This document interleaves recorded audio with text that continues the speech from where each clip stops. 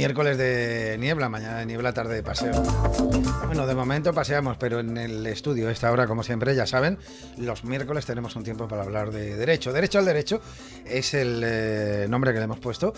Bueno, y siempre viene dispuesto a contarnos muchas cosas nuestro abogado de cabecera, que es Daniel López Vivas. ¿Cómo estás, Dani? Bien, Vicente, buenas tardes. Me gusta la sintonía que has puesto hoy. Muy funky, muy funky. Un hombre joven y moderno como tú, ¿eh? Bueno, gracias por lo de joven, sobre todo. Bueno, hoy me has propuesto traer un tema que está de actualidad, lo ha estado sobre todo la semana pasada, cuando se conocía la sentencia sobre el tema del caso del ruido de la madrila, sus consecuencias. Hay que recordar que bueno, que es recurrible y que imagino, como ya está anunciado por todas las partes, se va a recurrir, ¿no? Es así. Pues sí, ya estuvimos hablando brevemente de este tema la semana pasada, cuando me llamaste para hacer un pequeño análisis de la sentencia. Hoy vamos a seguir tratando este asunto también, pero más en profundidad, porque como ya has dicho, ha salido la sentencia del caso del ruido, de la madrila, y establece condenas muy duras tanto para Carmen Heras, ya que se juzgan hechos de cuando ella era alcaldesa, es decir, entre los años 2007 y 2012, como contra Carlos Jurado, que era el concejal del ramo. Para aclarar un poquito y recordar un poquito los hechos, la querella fue interpuesta en vía penal por la Asociación Cacereños contra el Ruido, acusando tanto a esos dos políticos municipales como a los propietarios de varios de la madrila de algunos delitos, ¿de acuerdo? Ya que afirmaban los propietarios de las viviendas que tenían que soportar unos niveles de ruido con los que era imposible descansar, con todas las implicaciones sobre la salud que todo ello conlleva. La sentencia ha sido dictada por el Juzgado de lo Penal número 2 de Cáceres y establece las siguientes condenas. La jueza condena a Carmen Heras, como ya hemos dicho, alcaldesa de Cáceres, a 2 años de prisión y a 8 años y 6 meses de inhabilitación por un delito de prevaricación ambiental, y a Carlos Jurado a 1 año y 9 meses de prisión y a 8 años y 6 meses de inhabilitación por el mismo delito. Hay que aclarar que, como ya he dicho, esta condena tiene dos variantes, ya que no solo se le atribuyen delitos a los políticos, sino también a los dueños de varios locales de la madrila que estuvieron abiertos aquellos años y de los que la mayoría ya no se encuentran cerrados. Sí. Efectivamente. En cuanto a los locales cuyos dueños han estado imputados, el juez establece penas de mínimo 2 años para todos, como coautores de un delito contra los recursos naturales y el medio ambiente, en su modalidad de contaminación acústica con riesgo para la salud de las personas. Y condena concretamente a 2 años y 6 meses a los responsables de Maquiavelo, Down y Sugar, a 2 años y 4 meses a los de la Vélez, Submarino, La Cuerda y Barroco, y a 2 años y 3 meses de la cárcel al responsable de Tacones. Por tanto, como consecuencia de esta sentencia, que todavía no es firme, ya que cabe recurso de apelación y probablemente algunos más, según vayan avanzando la tramitación del procedimiento, nos podríamos encontrar con que si a alguno de los hosteleros se le ratifica la condena en instancias superiores, ya que suponemos lógicamente que todos recurrirán, se podrían ver obligados incluso a cumplir esa pena de prisión y a tener que entrar en la cárcel. Sin embargo, respecto de la condena de Heras y Jurado, pues parece que se dan los requisitos para que se proceda a la suspensión de la ejecución de la pena, y aunque hayan sido condenados a esa condena, pues no tengan que pisar la cárcel. No superan los 2 años y un día, ninguno de los dos. Efectivamente. ¿No? Igualmente, también se establece una responsabilidad civil y se deberá indemnizar a las familias afectadas por el ruido con casi 100.000 euros. Para que nos explique cómo ha sido este juicio, vamos a hablar con Isabel González, abogada y compañera de Cáceres, que ha defendido a uno de los hosteleros imputados y que lógicamente ha estado en las sesiones del juicio y va a ser la que mejor nos pueda explicar qué fue lo que sucedió allí. Isabel, ¿qué tal? ¿Cómo estás? Buenas tardes, bienvenida. Hola, buenos días. Bueno, es un procedimiento largo, ha sido largo. Ha sido largo en el tiempo porque ha sido casi 7 años de instrucción en el juzgado de primera de instrucción número 6 y ha sido un procedimiento largo en cuanto a su propio desarrollo porque hemos tenido 22 sesiones de juicio. Muchos folios además encima, creo que bueno, sí. La sentencia que nos remitieron a los medios de comunicación eran 300 páginas. La sentencia consta de 308 folios, creo recordar, y la instrucción tiene 36 tomos y tenemos más de 13.000 folios.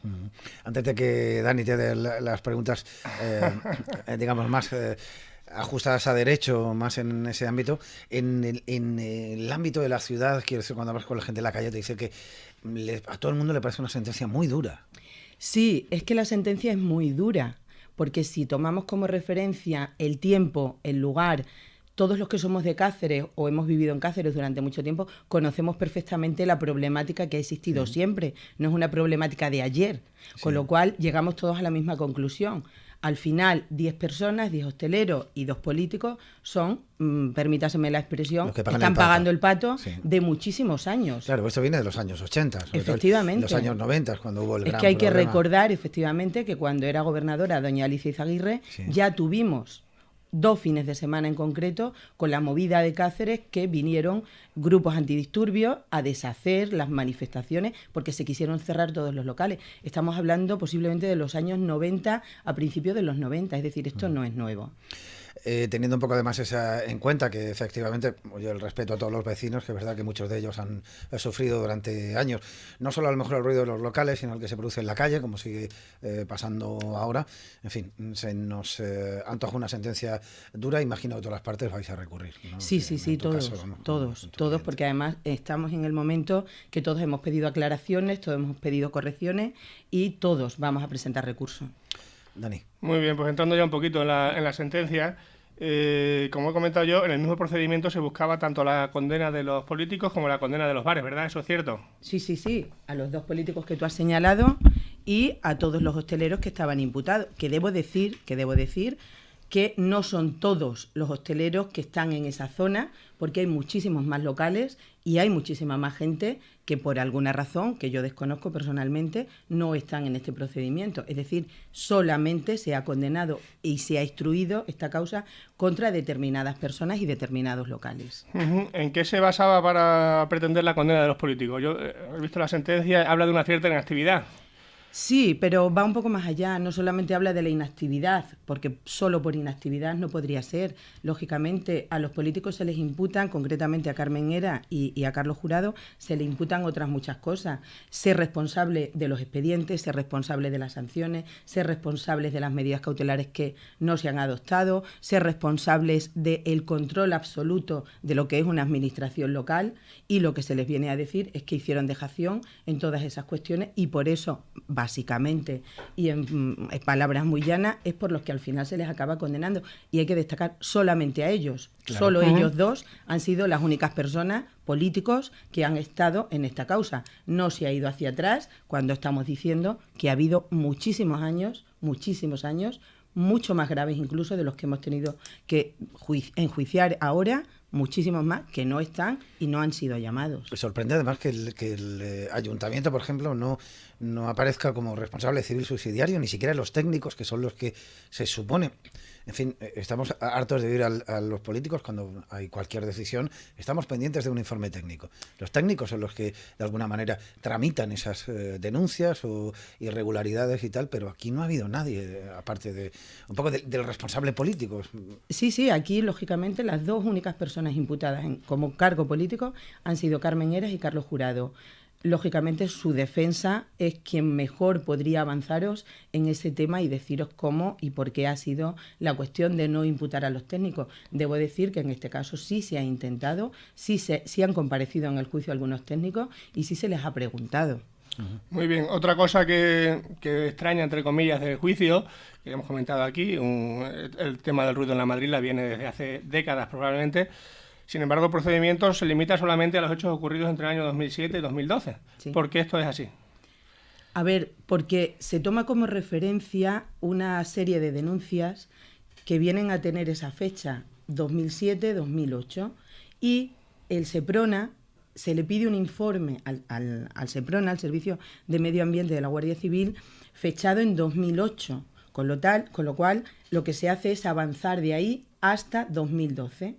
Solo y exclusivamente. No se mira hacia atrás porque en teoría y en la práctica hacia atrás no ha habido nunca ningún informe que nos diga había ruido, no había ruido, se han hecho mediciones o no se han hecho mediciones, cuando curiosamente quiero destacar que la sentencia hace referencia a un estudio que encargó el propio ayuntamiento a la Universidad de Extremadura, estudio sobre el que no hemos podido preguntar a nadie, pero ese estudio se centra en 2004. Sin embargo, no hay nada que tenga que ver con 2004, no hay ningún político en aquel momento. Es decir, no hay nada que tenga que ver con ese momento, y mucho menos hacia atrás, y mucho menos hacia adelante, 2007-2012. O sea, estás hablando que las mediciones que se realizaron de ruido se hicieron en el año 2004. No. En 2004 se hace, parece ser, un estudio que se encarga a la Universidad de Extremadura. Cuando se declara zona saturada de ruidos. Efectivamente. Eso, sí. Y la Universidad de Extremadura elabora un informe como aportación a lo que se le está pidiendo por parte del ayuntamiento, donde dice que efectivamente es zona saturada, que todos los locales generan ruido, que el ambiente en la plaza genera muchísimo ruido y que hay una problemática muy importante. Pero el informe del Seprona es de 2008 y a partir de ahí es cuando empezamos, 2008-2009. Vale, porque en el 2012 tengo entendido que la Audiencia Provincial dictó un cierre cautelar de todos los locales que estaban contaminando acústicamente. De 8 de ellos, sí. Sí, la audiencia cerró, efectivamente, aunque inicialmente haya habido distintos autos por los que primero no se acordaban las medidas cautelares, con posterioridad se recurría a la audiencia efectivamente cerró, pero también hay que destacar que con posterioridad, y no después de 5 años, como dice la sentencia, sino en unos meses, acordaron el levantamiento de la medida cautelar y esos mismos locales que inician fueron cerrados, casi todos, no todos, pero volvieron a abrir y han estado funcionando, muchos de ellos sin ningún problema al día de hoy. A ver, tu cliente es uno de los bares que está cerrado actualmente.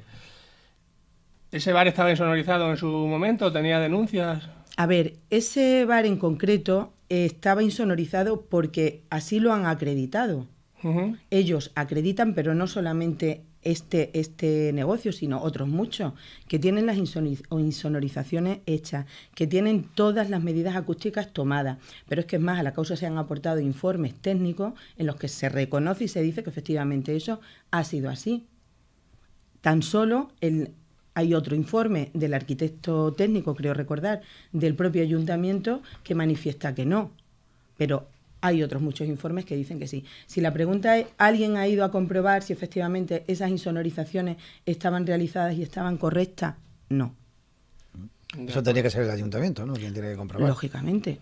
Entendemos que es el ayuntamiento quien debe adoptar esas medidas. Claro. Pero eso no quiere decir que porque el ayuntamiento no haya ejercido esa labor de control, que en algunos casos no la ha ejercido, seamos responsables de la comisión de delitos.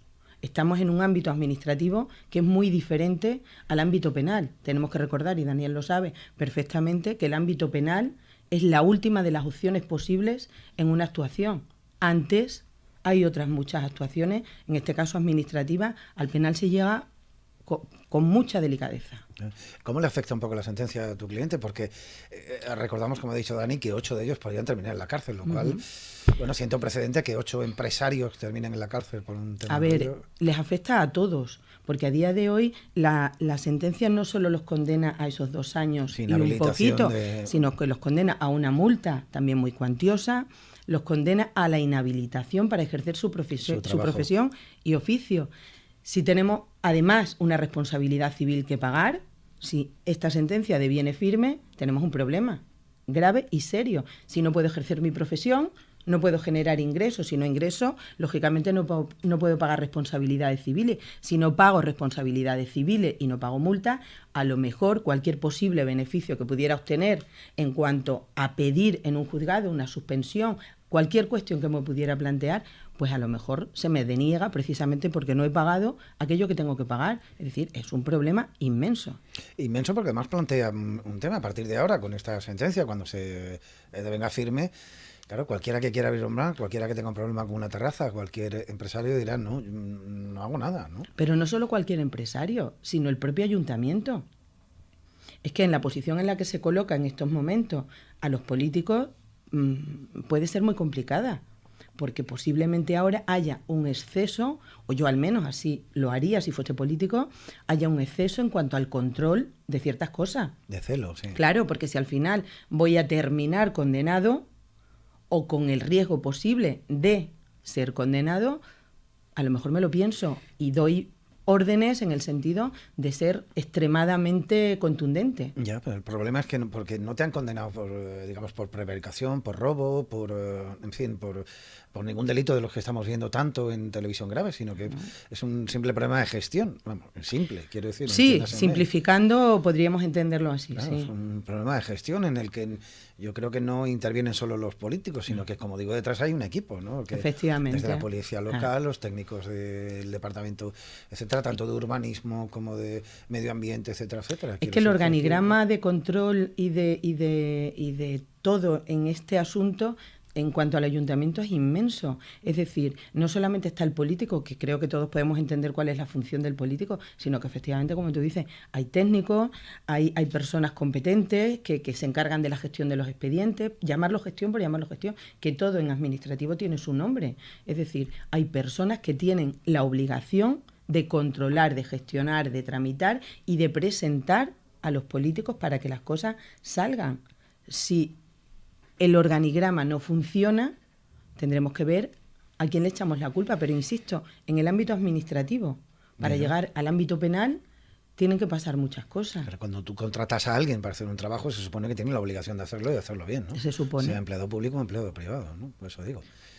Pues sí, lo cierto es que parece que estamos en que se ha extrapolado al ámbito penal cuestiones que son administrativas, pero... Eso parece. En fin, supongo que vuestros recursos irán basados en esta cuestión y ya veremos a ver qué dicen las instancias superiores. Claro, los recursos tienen que ir porque 22 días de juicios han dado para mucho. Hemos tenido la oportunidad de escuchar a todos los técnicos que han hecho los distintos informes. Hemos escuchado al Seprona, que ha sido contundente. Hemos escuchado a la Policía Local. Hemos escuchado a los técnicos de la Junta de Extremadura que han hecho los informes y que están aportados a la causa. Y todos, lógicamente, dentro de nuestro derecho de defensa, creemos que tenemos base suficiente para plantear este recurso. Y además no quiero dejar de mencionar la reciente sentencia que ha salido, la reciente, es del verano, dictada por la propia audiencia y por un juzgado de lo penal de Plasencia, donde la condena se condena tanto a los políticos, en este caso, como a los propios hosteleros, no recuerdo si eran 2, 3 o 4, no lo recuerdo ahora mismo, y se les condena, pero con penas muchísimo más suaves, muchísimo más leves de lo que se ha condenado a los hosteleros de Cáceres y a los políticos de Cáceres. Todos, obviamente, tendremos que mirar a esas sentencias. Pues sí, está claro que es un precedente claro y directo. Tenemos un poco la sensación de que parece una sentencia ejemplarizante, me atrevo a decir, sin desconocer el mundo del derecho. Yo soy lego en esta materia, ¿no? Pero que, de hecho, ya lo hemos visto en alguna declaración en alguna ciudad, creo, como Mérida. Esto puede terminar como lo de Cáceres. Quiero decir que ya hay mucha gente que apunta al dedo. ¿Veis lo que ha pasado aquí? A ver, es que, y respetando, por supuesto, como tú has dicho antes, a los vecinos, es decir, los vecinos tienen un problema y han tenido un problema. Eso es, indiscutible, un problema serio. Ahora bien, si ese problema serio tiene que ver con los delitos cometidos o supuestamente cometidos, en este caso por los hosteleros, pues es lo que hay que debatir. La sentencia dice que sí. Y en ese punto es donde tendremos que ir avanzando. Claro, yo intentaría que un político le puede decir una sentencia, puede decir en este caso, usted ha sido un mal político porque no ha sabido gestionar bien su ciudad. Pero esa no es la finalidad de una sentencia penal. Claro, pero le inhabilito para ser político durante 8 o 10 años. Usted es un mal conductor, le quito el carnet, ¿no? Le inhabilito para ser político. Pero claro, de aquí a esa pena de cárcel ya condenado, en fin. Yo es que el concepto eso de sentencias ejemplarizantes todos los hemos escuchado en la televisión, todos sabemos de qué van esos términos. Yo no creo, sinceramente, que la sentencia pretenda ser ejemplarizante. Yo personalmente no lo creo, pero le puede parecer a mucha gente que sí. Yo no lo creo. Plazos ahora, no lo sé si conocéis un poco Pues cuando se dicta una resolución tenemos 10 días para interponer recurso, pero como casi todos, por no decir todos, hemos interpuesto escritos de aclaración de subsanación de errores, todos hemos pedido la suspensión del plazo para presentar los recursos y todos estamos pendientes de esa suspensión y de empezar a contar después el plazo para presentar el recurso. Y después se demoraría mucho el juicio, ¿no? Vosotros que conocéis... No, ya no hay juicio, ya es un procedimiento escrito en el que la audiencia provincial estudia los escritos de una parte y los escritos de la otra y dicta la sentencia. Ya lo único que hay una revaloración de las pruebas que ya se presentaron en el juicio, es decir, no va a haber vista, vamos. ¿La siguiente que después de ese visto, cuando se aclare, será firme ya o...? En principio sí, porque la sentencia de la audiencia provincial terminaría con lo que es el cauce correcto y normativo. Sin embargo, después siempre nos caben las opciones de recursos, pero los recursos de casación, por ejemplo, son recursos que tienen una fundamentación muy específica y muy concreta. No es una tercera instancia y eso es otra historia. Pues nada, sentencia del ruido, que ha hecho mucho ruido, y está dando mucho que hablar y me da que va a seguir todavía. Esperemos un poco a ver qué dice la audiencia provincial, ¿no? Quien tiene que ratificar o enmendar la sentencia, lo conoceremos. Pues nada, Isabel, muchísimas gracias. A vosotros, gracias. Dani. Gracias, Isabel. Gracias, Daniel. Tema candente. Sí, desde luego. Seguiremos atentos a ver qué pasa con los recursos y qué sucede finalmente. Sí, porque ya digo que, bueno, en Cáceres además esto crea, no deja de ser una ciudad pequeñita y bueno, pues crea enseguida mucho revuelo, pues detrás, porque hay 8 empresarios, como digo, conocidos prácticamente de todo el mundo, y luego 2 políticos que también son conocidos y que me consta que bueno, pues también están pasándolo mal, igual que los empresarios. Así es que nada. Isabel González, muchísimas gracias. Gracias a vosotros. Daniel López Vivas, abogadoslopezvivas.com. Así que nada, que nos vemos el miércoles que viene. Por supuesto, aquí estaremos. Hasta luego.